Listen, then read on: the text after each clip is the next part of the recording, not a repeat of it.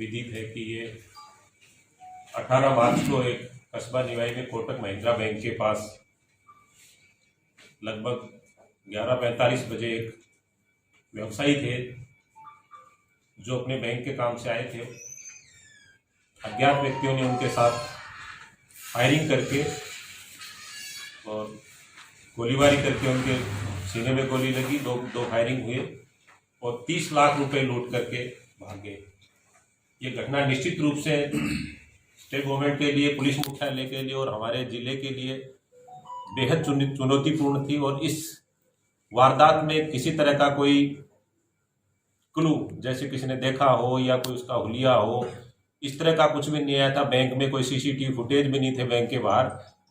लेकिन इस घटना की गंभीरताओं को लेके व्यापारी वर्ग में रोष होना भी स्वाभाविक था और न केवल निवाई कस्बे में बल्कि टोंक और आसपास के कस्बों में भी व्यापारी वर्ग में एक निर्दोष व्यक्ति की सरेआम हत्या किए जाने और 30 लाख रुपए लूटने की बात को लेकर गहरा आक्रोश था। घटना की गंभीरता को देखते हुए पुलिस मुख्यालय ने और एडीजी क्राइम, डीजी साहब और रेंज आईजी, हमने सभी ने ज्वाइंट एफर्ट्स करके हमने एक टीम गठित की। हमारे additional SP CO Niwai, additional SP Malpura, करीब 6 गजेटेड ऑफिसर्स की टीम यहाँ पे करीब 100 का डिप्लॉयमेंट इस काम में लगा। और निवाई कस्बे से करीब 50 किलोमीटर दूर के जितने भी जहाँ जहाँ सीसीटीवी फुटेज है, जहाँ जहाँ होटल है, ढाबे हैं, हमने इसको ट्रेडिशनल तरीके से जो आने जाने के जो रूट थे उनको रेकी किया, जहाँ जहाँ से मुलजिम आ सकते थे। और गहन अनुसंधान करने के बाद दिन रात टीम ने कड़ी मेहनत की। मैंने खुद ने यहाँ कैंप किया, सारे एडिशनल एसपी यहाँ कैंप कर रहे थे और इसको सीरियस ट्रेडिशनल तरीके से इसमें हमने इस वारदात में सफलता प्राप्त की।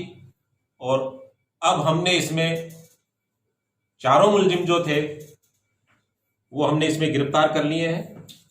इसका जो मास्टरमाइंड जो बेसिकली है वो सवाई माधोपुर का है, अजय शर्मा, और उसके साथी जो है उसमें रजत सिंह सरदार है और सुनील सैनी है और कुलदीप उर्फ अंकित जागीड़ है। इन चारों को हमने गिरफ्तार कर लिया है। घटना के दौरान जो लिया गया, जितना भी लूटा गया कैश था, वो हमने अधिकांश 26.5 लाख रुपए 90% हमने बरामदगी कर लिए। बाकी जो शेष रहा है वो भी हम बरामद करने का प्रयास करेंगे। कुछ रुपए इन्होंने मौज मस्ती में, नए मोबाइल खरीदने में, उसमें भी खर्च करें, नए जूते खरीदने में खर्च किए हैं। घटना के दिन ये आने से पहले इन्होंने 15 तारीख को भी रेकी किया, 16 तारीख को भी रेकी किया और 18 तारीख को सीधे आकर के यहाँ निवाई कस्बे में आके घुसे। और घुस करके जो इनको पता लगा रेकी करके व्यापारी अच्छा खासा केस लेके जा रहे हैं, इनके साथ फायरिंग की। और फायरिंग में इनके जो चोट लगी, उसके बाद लोगों ने जाने के बाद इनको जो है अपने हुलिया छुपाते हुए यहाँ से घटनास्थल से भाग गए। और इन्होंने यहाँ से सवाई माधोपुर का रूट लिया जो बिल्कुल कच्चा रूट था। साथ में जाते समय इन्होंने एक जो इनकी जो टीम थी वो आगे आगे रेकी कर रही थी कि ये मुलजिम जो है कहीं पकड़े नहीं जाए, इसलिए वो आगे से इनकी नाकाबंदी भी कहाँ कहाँ हो रही है उसको भी रेकी किया जा रहा था। ये निश्चित रूप से बड़ी सनसनीखेज और जघन्य अपराध था। और इस तरह के अपराध जो है निश्चित रूप से किसी भी सूरत में इस समाज के लिए और उस परिवार के लिए बड़ा दुखद है। हम उनके परिवार के व्यक्ति को वापस तो नहीं ला सकते, हम जो विधवा हुई उनकी पति को तो हम वापस नहीं ला सकते, लेकिन जितनी जघन्य घटना इन्होंने घटित की, हमारा ये प्रण था कि हम इनको मुलजिमों को शीघ्र गिरफ्तार करके और उनके पास ला करके हम आप लोगों को, उस पीड़ित परिवार को भी कहा था हमने कि हम आपके सामने, मेरे से मिले थे, हम प्रेस कॉन्फ्रेंस करेंगे, उसमें हम बुलाएंगे और हम निश्चित रूप से इन सभी अपराधियों को गिरफ्तार करेंगे। और हमने जो हमारा जो वायदा निभाया, हमारा जो पुलिस धर्मों से सभी मुलजिमों को गिरफ्तार कर लिया है, वेपन बरामद कर लिया है, कैश बरामद कर लिया है। और हम इस घटना के लिए मीडिया के साथियों को भी धन्यवाद देंगे, उन्होंने धैर्य रखा। और यहाँ के निवाई कस्बे के व्यापारियों को भी धन्यवाद देंगे, उन्होंने किसी तरह की कोई लाश पे राजनीति नहीं की। वरना आप देखते हैं कि कई जगह लाश पे राजनीति होती है और उसके बाद पुलिस का ध्यान कहीं और भटक जाता है। मैं जनप्रतिनिधियों का भी धन्यवाद देना चाहूँगा कि वरिष्ठ जनप्रतिनिधि हमारे बीच मौजूद हैं, कि इन्होंने भी हमारा पूरा सहयोग दिया और हमारा जितना सहयोग कर सकते थे, हमारे को जो कोई अच्छी बात बता सकते थे, सभी हमें बताई। इन सभी के लिए हम आभारी हैं। और हमारा जो पुलिस का कार्य है कि शांतिपूर्ण तरीके से और निष्पक्ष और सुरक्षा का माहौल व्यापारियों में बने, आम जनता में बने, आप लोगों ने सभी ने इसका सहयोग किया, आप सभी बधाई के धन्यवाद के पात्र हैं। और बाकी जो और कोई इनमें से जो लंबे टाइम पे हम इसको इन्वेस्टिगेशन करके हम स्ट्रॉन्ग एविडेंस इसमें कलेक्ट करेंगे और न्यायालय द्वारा इनको कड़ी से कड़ी सजा दिलाए, हमारा अगला प्रयास ये रहेगा। Thank you. देखिए, चारों की गिरफ्तारी कहाँ से हुई है और जिन्होंने हथियार इनके पास मिला उसको लेकर क्या जानकारी? इन चारों की गिरफ्तारी अलग अलग जगह से हुई है। 3 व्यक्तियों की गिरफ्तारी डिफरेंट स्टेट से हुई, राजस्थान से, कुछ जयपुर से, कुछ सवाई माधोपुर से। एक महत्वपूर्ण में बीच में बात छूट गई थी, एक जो हार्डकोर अपराधी था जो वहां से घटना के बाद दिल्ली और दिल्ली से पंजाब भाग गए थे, और पंजाब में जालंधर से मैं विशेष रूप से आभारी हूं वहां के पुलिस कमिश्नर गुरप्रीत सिंह भुल्लर का और उनकी टीम का, जो इन्होंने इतने समय में वहां पंजाब जैसे ऐसे जो खतरनाक इलाके थे उसमें से मुलजिम को पकड़ के और रातों रात, आज चूंकि पंजाब पूरा बंद है किसान आंदोलन को लेकर, पर रातों रात ही उनको करके हमारी टीम गंगानगर सुबह पहुंची और उन्हें गंगानगर एसपी का, पुलिस कमिश्नर भुल्लर साहब जालंधर का बहुत बड़ा योगदान है कि हम उसको पंजाब से उठा के लाए और वो अभी कुछ ही समय में उसको भी हमने गिरफ्तार कर लिया है, वो भी पहुंचने वाला है। हथियार को लेकर क्या जानकारी है, कहाँ से? हथियार के बारे में हम इन्वेस्टिगेशन कर रहे हैं, हथियार कहाँ से लेके आए, हथियार हमने बरामद कर लिया। बाकी उनका जितना भी जो इनके जो इन्वेस्टिगेशन में इनके जो कार्टिज बरामद हुए हैं या उनके जो गोली से जो पोस्टमार्टम रिपोर्ट में उसको सारों को लिंक करके हम सजा कराने का प्रयास करेंगे। इन अपराधियों का पुलिस रिकॉर्ड किस तरह का है?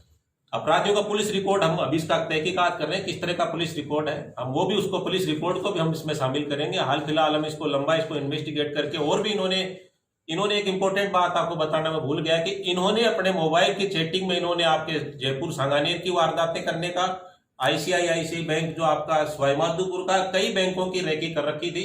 अगर ये मुलजिम जल्दी नहीं पकड़ जाते तो इस तरह की जघन्य वारदात काफी संख्या में पूरे राज्य में ये करते, जो हमारे लिए पुलिस के लिए और भी खतरनाक चुनौतीपूर्ण कार्य होता। ठीक सर, इन चारों में से फायरिंग किसने?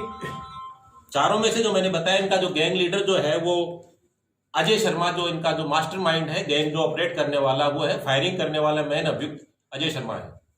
इसका तो पुरानी घटना से संबंध नहीं, 2015 में जो हुई थी ज्वेलर्स, हमने आपको बताया इस घटना को खुलने से पहले या 2015 की वारदात को हमने पहले से इसको रीओपन कर लिया था।